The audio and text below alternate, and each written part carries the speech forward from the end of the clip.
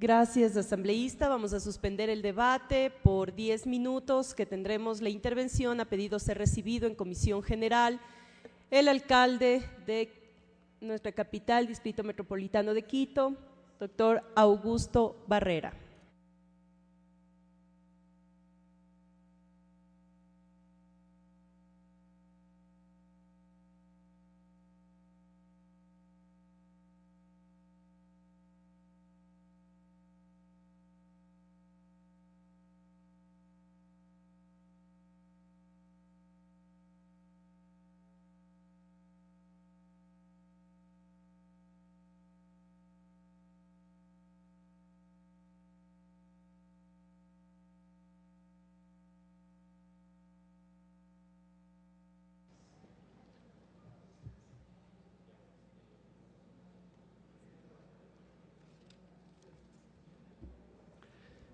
Buenos días, Solicitamos señores. a todos los asambleístas, alcalde, que tomemos asientos en los curules. Vamos a dar paso en comisión general, como ha sido anunciado, doctor Augusto Barrera, alcalde de Quito.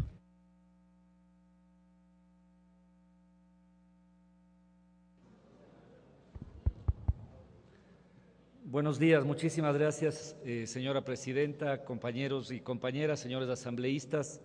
Les agradezco mucho por este tiempo que la asamblea nos permite para poder aportar de manera constructiva, como lo hemos hecho siempre, un debate que para nosotros es sustantivo. No escapa a su conocimiento y a su juicio el hecho de que la importancia de la norma que se construye ahora con el COTAD y las reformas futuras establecen el marco en el cual los municipios podemos construir efectivamente este bien superior, que es el derecho a la ciudad. Nuestra Constitución es una Constitución pionera en la medida en que incorpora, como ustedes conocen, el concepto del derecho a la ciudad. La ciudad se convierte, por lo tanto, en un elemento que implica un derecho colectivo. Ese derecho a la ciudad parte de elementos básicos. Para nosotros es sin duda el alcanzar coberturas universales de agua potable y de alcantarillado. Eso es vital. Es impensable un modelo de ciudad que no tenga coberturas básicas de agua potable y alcantarillado. Para poder dar ese paso, hay un paso anterior que tiene que ver con la regularidad y con la seguridad del suelo. Ese es un tema vital. Para nosotros es imposible un modelo de ciudad en donde enormes extensiones de la población vivan en una condición de inseguridad del suelo. Por eso esta administración y muchas otras en el país ventajosamente ha asumido como un eje vertebral el proceso de regularización. Eso implica mano dura a los traficantes de tierra, no complicidades con el tráfico de tierra y el desarrollo de una ciudad ordenada, estructurada, armónica. La seguridad del suelo es el paso fundamental, previo, para poder tener coberturas básicas. Como ustedes conocen, propusimos nosotros en la Asamblea Nacional y fue incorporado dos figuras tremendamente importantes en esta perspectiva. Por un lado, se incorporó la figura de la expropiación extraordinaria, que nos permitió resolver muchos de los aspectos, y también la figura de la partición administrativa. Para quienes están, como ustedes, familiarizados con ese debate, son figuras muy importantes. Yo quisiera mostrarles el efecto que el fortalecimiento de la autoridad municipal ha tenido en el caso de Quito, y aprovecho para saludar a algunos de los compañeros de barrios que han sido regularizados. Si ustedes miran en pantalla, queridos amigos, queridos asambleístas, el ritmo en el cual se avanzaba en los procesos de regularización en el 2009, ustedes tienen aquí los datos, la cantidad de asentamientos humanos que tenemos en el 2009, 8, barrios regularizados 8, 800 familias, y ustedes miran a partir del 2010 y con muchísima más fuerza durante estos 2 últimos años, hemos hecho un esfuerzo enorme que ha permitido que hasta ahora tengamos aproximadamente 300 barrios regularizados en el Distrito Metropolitano, de un diagnóstico inicial de aproximadamente 420 barrios. Esto significa que en estos 3 años y medio, 4 años, hemos avanzado en un proceso de regularización en un volumen y en una cantidad aproximadamente igual a las 2 décadas anteriores. Esta es la dimensión y este es el avance que tenemos ahora. Eso en términos concretos ha supuesto que produzcamos 280 ordenanzas de regularización. Hemos beneficiado a cerca de 30.000 familias y a 113.000 quiteños y quiteñas, que cuentan ahora con una condición de seguridad en su barrio. Hoy estamos avanzando incluso a la regularización de su casa. Ya no solo el barrio, estamos en una fase de escrituración y de regularización de las construcciones. Entonces, provocando efectivamente una verdadera revolución en la propiedad y en el modo de gestión urbana. Nosotros estamos convencidos, yo respeto particularidades de otras ciudades, pero estamos convencidos que este es el mecanismo adecuado, porque esto nos permite hacer un análisis de caso por caso. Si hay un barrio que está en una situación de riesgo inminente, nosotros no procedemos y procedemos en un proceso de relocalización. En nuestro caso no consideramos adecuado una figura de amnistía general de la ubicación de los sitios. Nos parece que eso podría ser perverso al estimular incluso una nueva oleada de ocupaciones. Esto no nos parece, en el caso por lo menos nuestro, que es el camino. El camino es fortalecer la capacidad que tiene el municipio de organizar adecuadamente. En el ejercicio de este proceso, porque esto no es una cosa que no nace sino de la propia experiencia, hemos identificado los siguientes problemas que son los que nos plantean ahora unas soluciones concretas que pueden ser resueltas desde la perspectiva legal. Siguiente, por favor. Primer problema. El artículo 596 del COTAD establece que para pagar al lotizador ilegal por el predio que estamos expropiando, nosotros debemos utilizar el precio del catastro y debemos incorporar ese precio en nuestro respectivo presupuesto. Creo que hay algunos compañeros que han sido alcaldes o han tenido roles importantes en gobiernos locales. ¿Qué nos provoca esto? Nos provoca que si queremos resolver 15 o 20 casos, estamos hablando de millones de dólares, tenemos que poner eso en nuestro presupuesto. En el caso de Quito hemos sido muy duros en desarrollar mecanismos de multa y al final del día establecemos cruces de cuenta, pero eso no te quita que te comas, digamos, un pedazo presupuestario que debería estar orientado básicamente a obras. Es decir, terminamos generando un estímulo perverso para el propio lotizador ilegal. Lo que estamos planteando en este sentido es una modificación al artículo, ustedes tienen exactamente la redacción, pero esta nos faculta, en el caso de un lotizador ilegal, que nosotros, en el peor de los casos, incorporemos en el presupuesto una expectativa del 5% del valor de ese suelo. Esto prácticamente extingue toda expectativa de que el lotizador pueda ganar plata. Está claro, es decir, nosotros en el peor de los casos podríamos, para iniciar un proceso expropiatorio, no utilizar el 100% del valor catastral y poner eso en nuestro presupuesto, sino en el mejor de los casos el 5%.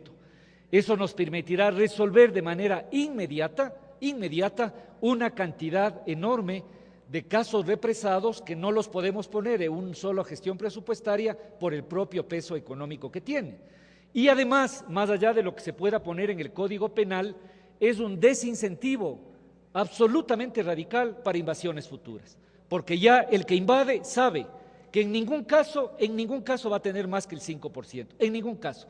Luego vamos a ver incluso en los temas judiciales, ya saca la plata de la pobre víctima que le paga, y encima de eso nosotros tenemos que presupuestar el 100%. Nos parece que eso no es justo. Nos parece que eso termina generando una cierta complicidad con el traficante ilegal. Si esto es del 5%, desincentivamos absolutamente las lotizaciones fuera de ley. Este es el primer elemento que queremos plantear y que nos parece muy importante. Creo que desde el punto de vista jurídico puede ser más importante que la propia tipificación penal, porque no va a generar incentivo ninguno para poder hacer la lotización ilegal. Ustedes saben que hay básicamente dos tipos de lotizaciones ilegales, aquellas que están en usos en suelos prohibidos, fuera del perímetro urbano, etcétera, o cuando la lotización se hace sin ningún tipo de norma. Es una locura que nosotros tengamos el 100% generando un estímulo para prácticas que están fuera de la ley. Si está fuera de la ley, en el peor de los casos, el 5%. Esto además, sumado a la multa que seguramente le generaremos, ya no solamente va a ser un cruce de cuentas, sino que le va a generar pasivos reales al lotizador. No sé si soy claro en la explicación, tal vez quienes han estado más cerca de gobiernos locales, eso es muy importante, porque eso fortalece la sanidad del presupuesto municipal y establece un desincentivo radical al lotizador ilegal. Este es el primer elemento y tienen ustedes el texto específico en este sentido. El segundo problema que vemos es el siguiente. Yo entiendo que con razón legítima de evitar la discrecionalidad de los recursos públicos, una vez que se establece la expropiación, nosotros estamos obligados por ley a iniciar un proceso de subasta. Ustedes entenderán lo complejo que es, digamos, hablamos de una lotización X, 200 predios, iniciar un proceso de subasta en cada uno de esos 200 predios cuando la gente ya vive ahí 15 años. No sé si me explico. Eso genera una terrible incertidumbre en el posesionario del bien. No sé si está claro, ¿no es cierto? Hacemos la expropiación y luego tenemos que subastar porque la ley nos obliga a eso. Y entonces muchas veces el propio lotizador genera en la población el miedo de que va a perder. ¿Ya? O sea, van y entonces les dicen que como va a ser subasta, va a venir el municipio, va a venir gente de otro lado. Es terrible, es nefasto. Lo que estamos planteando es que se nos permita una solución parecida a la que tuvimos con el caso de Atucucho, que también fue resuelto, que es una venta directa al posesionario de ese lugar. Eso va a permitir que la gente pobre que ha estado ahí 15 o 20 años sepa que va a tener por fin su escritura y nos blinde de un mecanismo de que termina dilatando el proceso de asignación en cada uno de los casos. Ese es el concepto y lo que estamos planteando es que en estos casos se permita a la municipalidad no hacer subasta, sino establecer un mecanismo de venta directa para el posesionario histórico de ese terreno. Podrán parecer elementos simples, pero no duden que decenas de miles de personas van a poder resolver sus problemas de suelo seguro con esto que estamos planteando. En el caso del tercer problema es, muchas veces, y en esto quienes hemos heredado algunas alcaldías sabemos perfectamente, en el caso de Quito, hace mucho tiempo estamos disfrutando del parque metropolitano. Nosotros en esta administración lo estamos pagando, ¿no? Es facilito expropiar a precio de gallina enferma.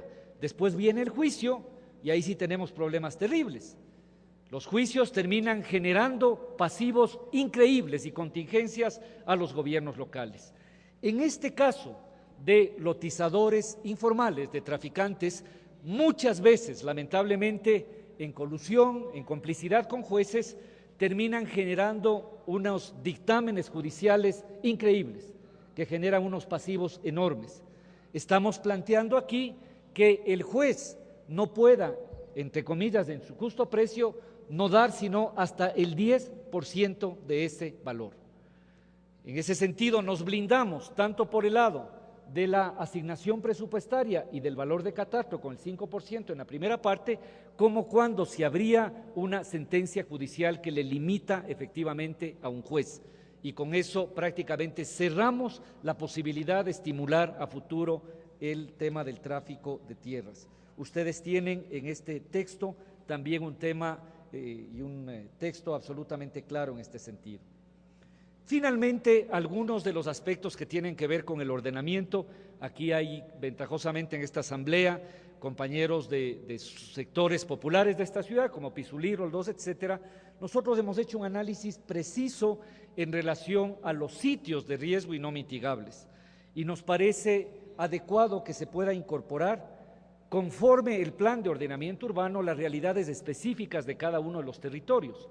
Si nosotros utilizamos como tope una gradiente de 17 grados, muchas de las zonas de nuestra ciudad prácticamente estarían en el límite o no podrían ser regularizadas. Eso puede generar una restricción enorme que no se compadece con las condiciones de seguridad de esa vivienda.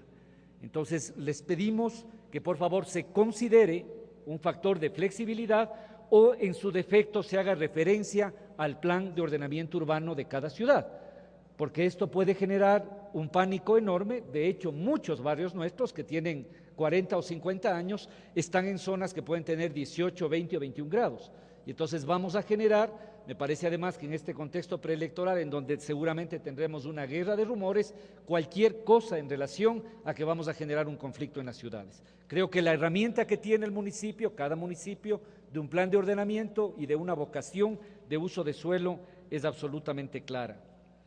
En este mismo sentido, compañeros, estos son los elementos sustantivos que nos parece que podrían pulir las herramientas que el Código de Ordenamiento Territorial les da a los municipios para poder enfrentar al traficante de tierra. Nos parece que estos tres elementos que estamos planteando cierran este círculo que fue abierto con las reformas que la Asamblea Nacional ha considerado. Yo en este sentido quiero de manera pública agradecer a la Asamblea Nacional a nombre de la ciudad. Nosotros con estas herramientas hemos avanzado muchísimo y si logramos la incorporación de estas nuevas herramientas, yo quiero asegurarles que el próximo año prácticamente podemos resolver todos los casos de barrios en el Distrito Metropolitano. Yo les puedo asegurar, si ya no tengo el peso de tener un enorme espacio presupuestario y solamente puedo hacer el 5%, puedo multiplicar por 20 la capacidad de intervenir en esos barrios. Si no tengo que hacer subasta cuando ya tenemos expropiado y puedo hacer venta directa, eso me ayuda muchísimo para avanzar a procesos de escrituración. Hay miles de gentes que van a estar absolutamente contentas de los pasos si la Asamblea tiene a bien incorporar esos factores. Hemos hecho también algunas observaciones de carácter puntual a otros aspectos. Quiero plantearles de manera muy breve la reflexión de nuestra propia experiencia. Para nosotros es vital un modelo ordenado que incorpore las áreas verdes. Para nosotros eso es vital. Sin embargo, consideramos que el incremento hacia el 30% de áreas verdes debe ser analizado con mucho detenimiento. En algunos casos estamos hablando de lotizaciones pequeñas. Incorporar el 30% de áreas verdes, si a lo mejor tienes un parque cerca, lo que hace es al final del día encarecer el costo del suelo. La experiencia que nosotros tenemos no es tanto en relación a que el porcentaje sea el 10, el problema es que no se cumple nunca. No sé si me explico. Entonces no estoy seguro de que subir ese techo genere que efectivamente se cumpla. En este sentido planteamos, y lo que estamos haciendo en la municipalidad, es que cuando tenemos estos casos muy próximos a un parque metropolitano o a un área verde, podemos tener mayor flexibilidad. Les planteamos entonces que la banda que dejen en relación a porcentaje de áreas verdes pueda ser del 10 al 30 y que pueda el plan rector de la ciudad establecer criterios en este sentido. Si hay una urbanización que queda al lado de un parque metropolitano, el concepto es dejar el área verde, siempre va a dejar al menos el 10, el problema es que cumpla. Si en todos los casos va a ser el 30, el efecto pudiera terminar siendo el encarecimiento del suelo. Hay que analizar eso con bastante profundidad. Nos parece muy interesante la incorporación de un concepto de contribución especial de mejoras, no solamente vinculada a mejoras generales, sino de ordenamiento. Ustedes ven que, por ejemplo, estamos haciendo esfuerzos de ordenamiento del cableado a través del soterramiento. Lo lógico es que el usuario finalmente termine restituyendo esa inversión. Entonces, conceptualmente nos parece muy interesante que a las tradicionales estructuras que tenemos de contribución de mejoras podamos incorporar el concepto de tasa de ordenamiento de manera justa, de tal manera que paguen como debe ser. Hay gente que dice que sin cobrar impuestos y peleado con el gobierno puede hacer obras, me parece que es de Aladino. Hay gente que somos seria, que entendemos que una ciudad la gente tiene que pagar impuestos y quien debe pagar es el que más tiene. Ese es un concepto equitativo y progresivo de gestión de una ciudad con responsabilidad. Quiero finalmente, queridos compañeros, señores asambleístas, ratificar el hecho de que nosotros trabajamos en ley. No es demagogia lo que venimos a hacer, estamos haciendo aportes precisos y exactos sobre nuestra práctica. La incorporación de estos temas que pudieran parecer secundarios, que no son los primeros titulares en algunos medios, es vital para poder resolver, como ustedes acaban de ver, la seguridad del suelo de cientos de miles de personas. Resueltos estos problemas, nosotros inmediatamente resolveremos los problemas de cobertura de agua potable y de alcantarillado. La zona urbana consolidada de Quito tiene en este momento sobre el 99% de agua potable, 99,3%. La zona rural tenemos ventajosamente casi el 93%. En global del Distrito Metropolitano estamos sobre el 97. No puede haber ciudad que no tenga suelo seguro, agua y alcantarillado. No puede haber derecho y buen vivir si no tenemos esos elementos básicos. Por eso nosotros con toda convicción les pedimos que incorporen estas observaciones en el debate que están teniendo en este momento. Muchísimas gracias por su atención.